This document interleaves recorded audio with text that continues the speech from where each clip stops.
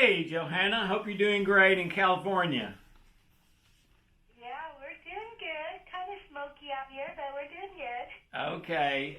Well, this week's spiritual law of nature is called wanting, and it was absolutely fascinating to me researching this because it what you want both kind of tells you where you are in your life and determines where you go in the future. And it all came out of a study done at Harvard. They called it the Harvard Happiness Study. And they followed 1,000 students for 2 years. And the only difference in any of the students is that they had them specify at the start of the study, which do you value more? And which is your bigger priority? Money or time? And the results of the study is that the students that valued time more than money ended up better in 2 years by far in almost any way that you could name than the students who valued money. The students who valued time were happier, they had better jobs, they were in better relationships, they were making more money, they had less health problems. I mean, it was just unbelievable, all the stuff that was virtually 100% based on that one factor. What do you value and prioritize most, time or money? And my kind of takeaway from that is this. All of us are born into this world with hard drive programming to seek pleasure and avoid pain. We can't get rid of it. It's there the day we're born. It's there the day we die.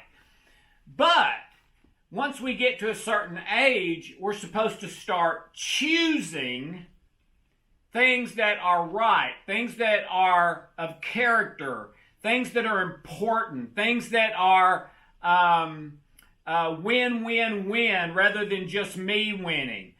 Things that are best, even if it means a little bit of pain. Things that are the right thing to do, even if it means less pleasure for me, okay?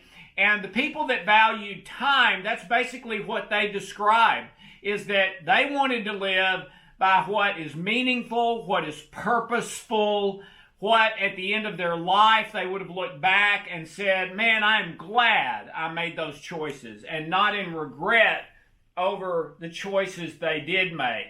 Where the students that prioritized money only 2 years later were largely miserable. And I believe it's because when they got to 6, 8, 10, 12, obviously, because these are Harvard college students, so they're at least 18, that at 18, 20, 22, they were still prioritizing and choosing money and the stuff that money will buy, which are largely love substitutes, pleasurable things to keep the pain away from me, but not prioritizing necessarily, at least at the top, what is right, meaningful, purposeful, etc. Good for everyone. So my takeaway is this, that in our life, we need to get to a place where we want to not want what we want. And the thing we want is that seek pleasure and avoid pain. We need to get to a place where that is no longer what we want most. What we want most is the loving choice, the win-win-win, the thing that is meaningful and purposeful, and the thing that we, at the end of our life, will look back on and say, man, I made a lot of mistakes, but that was a good choice. So that's it for me, Johanna. We need to want to not want what we want and start wanting the things that as adults will really bring us satisfaction, meaning, purpose, great relationships, and better health too. So that's it for me. All right. Wow. Thanks so much, Alex. This is really, really a great one. Well, they're all great. Okay, so if anyone has any questions or comments that you'd like to share with Alex or ask Alex, raise your hand. *2 is going to raise your hand, and I'll be able to unmute unmute your line so you can interact with Alex. And we have Glenn from California. Hey, Glenn. Line is open. Hi, Dr. Alex. Hi, Johanna. How you guys doing? Doing great. Good to hear your voice. Great. Thank you. Thank you. Great teaching as always. A little short today, but it's powerful. Well, the YouTube is the long version. Oh, well, we love as much as you as possible. Thank you. We can even. I've been the teachings all through in studying with you here has me realize that it kind of seems that if we're going to follow the teachings, we need to be taught that life's kind of inside out. And what you just say is that we have to do the things, not the things that we feel that we're tendency to do, but we have to do the things that are right, that could be against our nature. I think that has to be taught because it doesn't come naturally. I'm wondering how you taught your children that, and how we can teach our children that. Well, first of all, I made so many mistakes as a parent that I don't know that I wouldn't put myself up as the model for that. But the thing I think that really helped me is the day my first son, Harry, was born, Hope and I had 3 miscarriages. We'd wanted children so bad, and we'd about come to believe it was never going to happen. And then here comes Harry, and we were just thrilled beyond words. But then on the day he was born, I was looking at him through the nursery window at the hospital before they took him into Hope and got really, really scared. And I felt like, and then I had this thought in my head that I thought was God, but it was a thought in my head, and it was, Alex, if you can do 2 things with Harry, you will have done okay. Number one, if he gets to 18 years old and he's still physically alive, that's number one. And number 2, he knows 100% beyond any shadow of a doubt, would bet money on it, that he is 100% loved and accepted exactly the way he is. Then you will have done okay.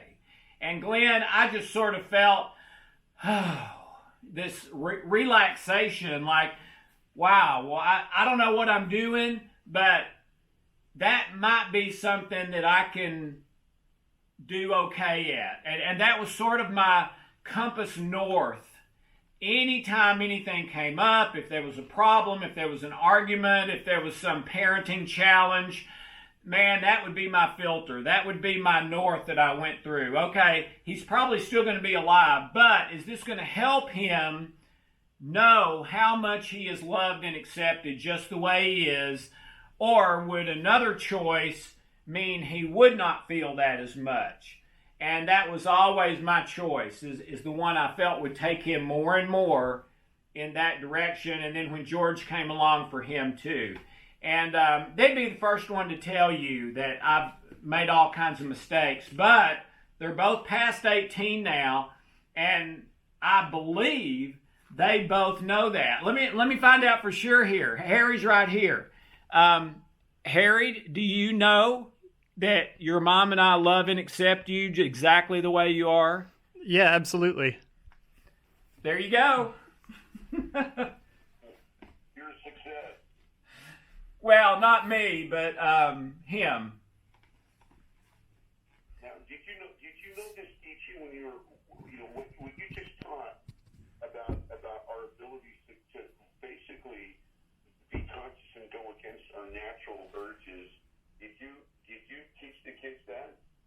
Oh, absolutely. Yeah, we would be in the hot tub talking about deep spiritual issues when Harry was 4 or 5 years old. It was pretty amazing, and he thinks that way now. And I don't take credit for that at all, but I'm so grateful that he does think that way. Beautiful.